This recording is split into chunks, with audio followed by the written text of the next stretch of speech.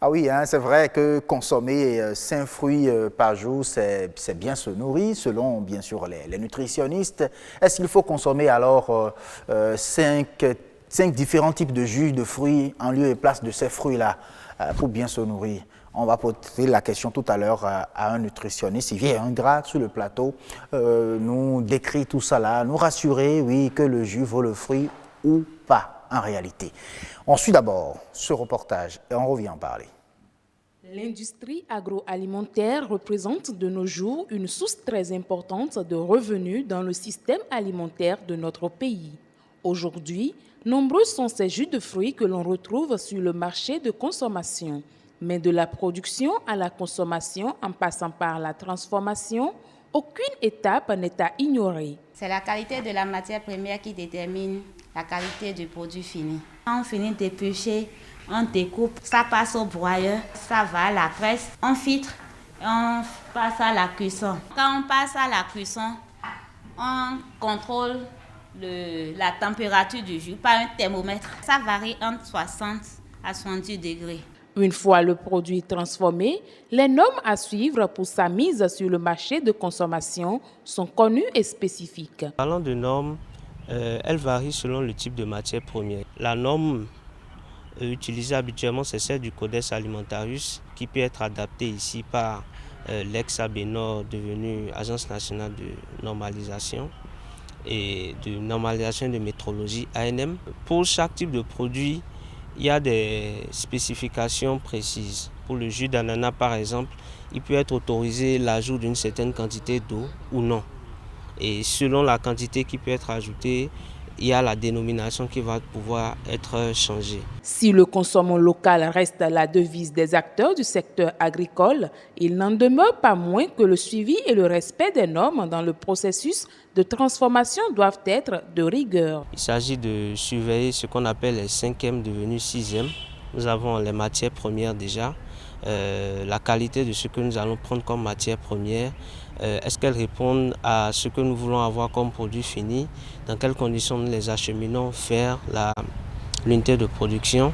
Nous avons le matériel de production. Éviter que le lieu soit susceptible de contaminer le produit. Nous avons la main-d'œuvre, le personnel. Il faut pouvoir le suivre. Il y a un certain nombre de normes, notamment avoir des vestiaires propres, avoir des blouses de travail, qui puissent leur permettre de ne pas contaminer avec leurs propres vêtements, des blouses de travail qui doivent nettoyer de façon régulière. Et nous avons enfin le 6e M qui est la mesure. Pour y parvenir, un accompagnement des acteurs du système de production est attendu. Le souci actuellement avec l'agroalimentaire, c'est que c'est un secteur en pleine expansion qui sera assez difficile à maîtriser. Nous avons une production surtout semi-artisanale. Alors ce sur quoi il faudra mettre l'accent, c'est la formation des différents producteurs, des différents transformateurs. Trouver aussi le moyen de formaliser les différentes entreprises. On n'est plus capable de pouvoir contrôler ce que fait une entreprise formelle qu'une entreprise informelle. Si l'État veut nous aider, qu'il pense vraiment à mettre en place une unité qui va nous fabriquer les emballages. Deuxièmement, il faudrait que le coût des analyses au laboratoire soit diminué. L'État n'a qu'à penser aussi à accompagner les entreprises qui sont déjà sur place. Produire des aliments de bonne qualité pour une sécurité alimentaire saine des consommateurs serait un atout pour le développement de l'agrobusiness au Bénin. Ah oui, hein, merci beaucoup à vous, Marcel Gbetoro, pour ce reportage. Ce qui manque, tout simplement, c'est que vous ne nous avez pas apporté des jus de fruits sur ce plateau. Et là, je le regrette vraiment. J'espère bien que très prochainement, vous allez revenir avec des bouteilles de jus de fruits qu'on va boire pour voir en réalité si ça vaut le fruit. On va poser la question à Fiacre Aladaye qui nous a rejoint sur ce plateau. Il est agronutritionniste. Bonsoir. Bonsoir. Merci d'être là. Merci. C'est un grand retour sur le plateau du Grand Rendez-vous. Bonsoir, Yasmine. Assumi Gaba, bonsoir. Amis téléspectateurs, bonsoir également. Alors, ce soir, on va boire du jus ou manger du fruit. Est-ce que le jus vaut le fruit? Ben, je me pose également la question, hein, c'est tout comme vous, puisque moi je consomme les deux. Mais puisqu'on a un agro-nutritionniste avec nous, Fia Kaladae, bonsoir. Bonsoir. Dans une de vos publications sur la page de Matin Libre, oui, vous aviez affirmé que celui qui boit le jus n'a pas encore mangé le fruit. Vous nous expliquez un peu? Ouais.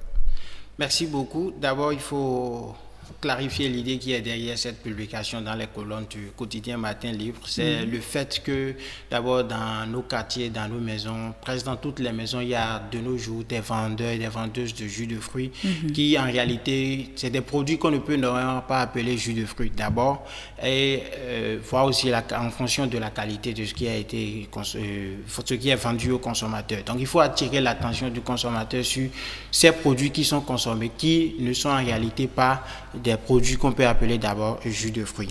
Comment? D'abord, oui, parce que par définition, d'abord, le jus de fruits, le liquide extrait des fruits, d'accord, par des procédés mécaniques. Contrairement à ce qu'on nous vend dans les vents et dans les maisons, c'est un peu de fruits, d'accord, un peu de jus de fruits mélangé avec de l'eau, du sucre et aussi des colorants, ce qui peut donner des conséquences nuisibles à la santé du consommateur. Donc pour vous, c'est quand on ajoute les additifs qu'on ne boit pas le jus, qu'on n'a pas mangé le fruit. Mais c'est sans additifs qu'on a mangé le fruit, c'est bien ça? Non, pas ça. D'abord, c'est pour dire que c'est un produit assez dilué, si je me permets, même impropre à la consommation. L'autre chose qu'il faut aussi ajouter, c'est que ça n'a pas, c'est-à-dire prendre du jus de fruit, ce n'est que consommer une partie du fruit. Ce n'est pas le fruit. Le fruit est constitué encore d'autres éléments que nous n'avons pas forcément dans le jus de fruit. Donc, il faille, dans un milieu, bien dans un pays comme le nôtre, où nous avons beaucoup de fruits, quelles que soient les différentes saisons, je pense que c'est mieux d'aller directement aux fruits. Alors, comment consommer le jus ne vaut pas le fruit? Le jus ne vaut pas du tout le fruit. C'est juste une partie du fruit qui est consommée. Oui. Alors là, donc pas consommer 5 différents types de jus pour dire, bon écoutez, j'ai déjà consommé mes cinq fruits de la journée. Justement, d'abord même la question de consommation de 5 différents fruits, c'est un autre problème. Je pense qu'on va revenir là-dessus après. Le temps nous permet. Alors aujourd'hui, comme vous dites que le jus ne vaut pas le fruit, comment consommer alors le fruit? Justement, merci beaucoup. Alors, d'abord, entre le jus et le fruit, moi, je nous conseille vivement la consommation du jus. Encore qu'il faut s'assurer que le jus est vraiment le jus, d'accord? Que Attendez, ce n'est pas du jus entre le jus et le fruit, vous conseillez la consommation du jus? Du fruit. Du fruit frais. Excusez-moi. Pour nous, hein? Attends, je conseille la consommation du fruit, qui est un produit complet, d'accord? Aussi bien la peau. Si je prends par exemple la mangue, vous voyez, c'est un produit qui est plus riche, d'accord? La peau de la mangue est plus riche que le fruit la chair. La chair même. Il y a beaucoup d'autres fruits, par exemple l'ananas, vous allez constater qu'il y a beaucoup qui traitent par exemple le paludisme avec la peau d'ananas, c'est-à-dire qu'il y a d'autres micronutriments qui sont là, dont l'organisme bénéficie. Donc d'abord, il faut choisir entre le fruit et le jus. Il faut d'abord choisir le fruit. L'ananas avec la peau. Je n'ai pas encore dit ça, mais contrairement à l'orange par exemple, on devrait normalement consommer la chair, la partie interne là, qui est d'ailleurs très riche et très bénéfique pour l'organisme. J'espère que c'est pas... Vous parlez pas de zeste pas les zestes. C'est pas ce qui est à l'externe. Non, à l'interne. Quand on enlève ça, ce qui est à l'interne. Ok, d'accord. Oui, malheureusement, dans nos habitudes, quand on te voit en train de prendre ça, on trouve que... Ça, c'est un gourmand. Non, pas un gourmand. Il a trop faim. Il est gaspillé.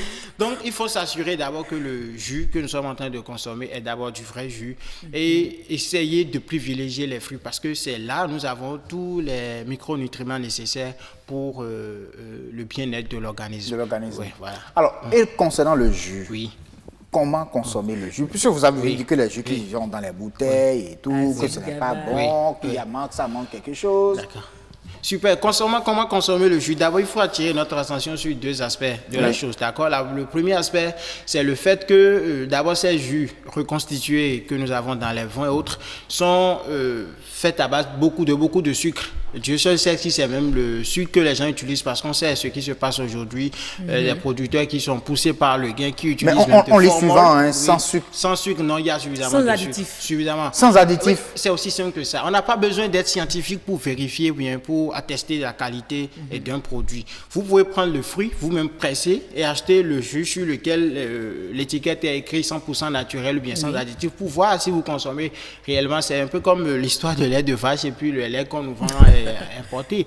Ça n'a rien à voir, c'est deux produits différents en fait. Donc, il est question d'attirer notre attention d'abord sur la qualité du produit et aussi sur la consommation de la glace qui est un véritable danger, mais c'est après, plus tard, qu'on se rende de ses conséquences et bonjour les dégâts. Là, on est toujours vous dans les parlez hôpitaux. du fruit, Oui. de jus de fruits De jus qu'on de met fruits. au frigo Oui, ou qu'on met de la glace dedans pour boire. Oui, qu'on met de la glace ou bien qu'on met au frigo, ce n'est pas aussi Conseillé. des habitudes. Non, c'est pas aussi bien. C'est pas Donc, bien. aussitôt pressé, aussitôt bu. pressé, aussitôt bu. Ou vous consommez. Je conseille d'avoir, qu'on privilégie toujours la consommation des fruits qui est normalement sans inconvénient pour l'organisme et plus nutritif. Soit le fruit, oui. maintenant, si vous voulez prendre du jus, peut-être que vous avez C'est fini de pressé en manger, même temps. c'est qu'il faut presser en même temps et boire Ou automatiquement. aussi s'assurer que votre producteur, d'accord, celui qui vous vend les jus de fruits, fait effectivement du jus Sans 100% additifs. Sans additifs. Mais je voudrais Mais aussi donc, bien donc, comprendre, hein. donc, relativisons, il y a quand même des jus Oui, il y a quand même en des jus bouteille sur le marché qui sont sans additifs. Oui, qui sont 100% naturels. Ok. Mais ce n'est, quelle que soit la C'est pas qualité bien du de jus, mettre ça ça ne au peut pas frais. être aussi aussi bénéfique pour la santé que si on mangeait du fruit. Et ça dit que le fait de conserver son jus et de boire après a des conséquences sur la santé?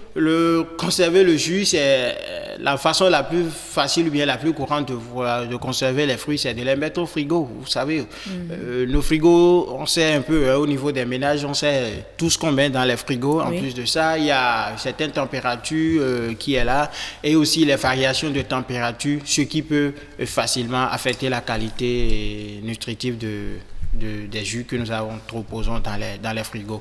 Donc, autant le faire. Il y en a dans tous les quartiers, il y en a dans au bord de toutes les rues où on peut s'acheter des fruits qu'on veut, des fruits de saison à tout moment. L'ananas, l'orange, la papaye, il y a la tellement de mangue. fruits, la mangue, ça coule les rues de nos jours.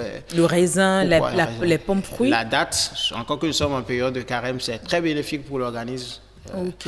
Ça fait beaucoup de Ça fait beaucoup de bien. Donc, le fruit, quand on consomme, vous avez beaucoup de fruits, vous avez tous les nutriments, possibles. Surtout aussi les fibres alimentaires La fibre. qui sont très indispensables. Ce que les gens laissent aller consommer du sucre. Les fibres alimentaires, quand ce n'est pas consommé, vous voyez les conséquences. On est plein de constipation. Oui. On ne peut pas bien manger, et prendre du fruit et avoir des problèmes de constipation après. C'est quand on prend de l'eau.